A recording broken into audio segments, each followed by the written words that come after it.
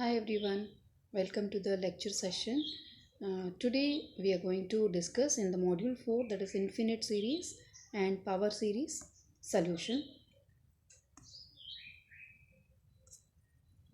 What is the infinite series? If un is a function of n defined for all integral values of n, an expression of the form u1 plus u2 plus u3 plus etc. un plus etc. containing infinite number of terms is called an infinite series. Usually it is denoted by the symbol n is equals to 1 to n summation un, or simply un, because it is understood that n is from 1 to infinity, and un is called the nth term or the general term of the infinite series.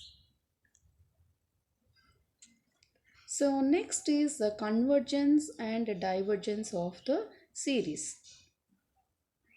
A series un is said to be convergent if limit of Sn n tends to infinity is equals to L.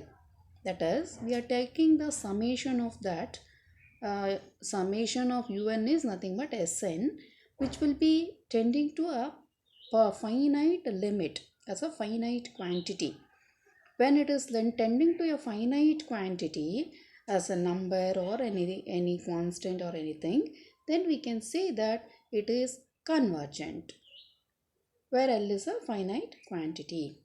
And the same thing is said to be divergent if the limit when n is tending to infinity, Sn will be plus or minus infinity. That means we are not taking only the first few terms or up to n terms or 100th term.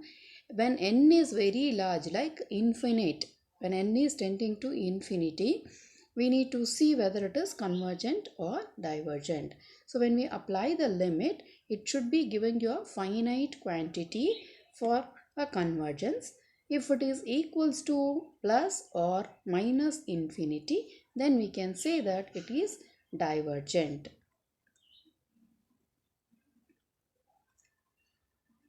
So here are some of the tests for convergence and series of positive terms.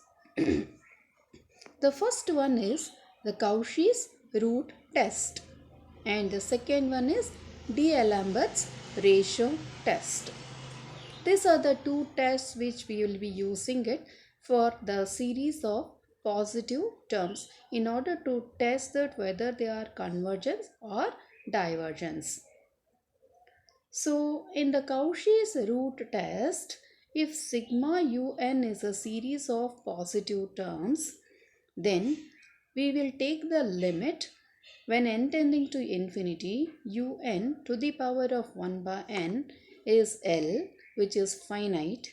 Then series is convergent if the value of L is less than 1, divergent if L is greater than 1, and test fails if L is equals to 1. So hope you can understand what is Cauchy's root test.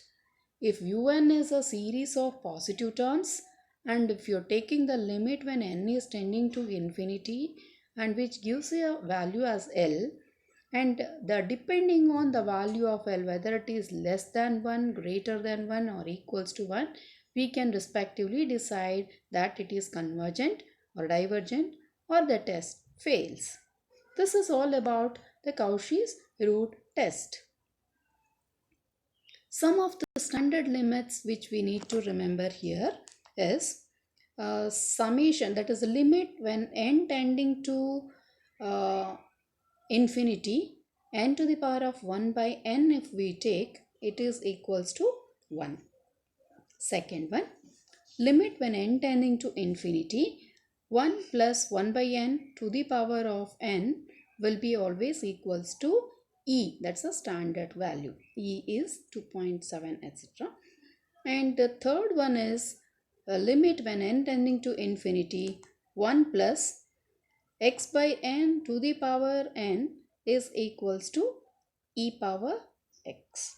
If it is 1 by n, it is only e power 1 or e.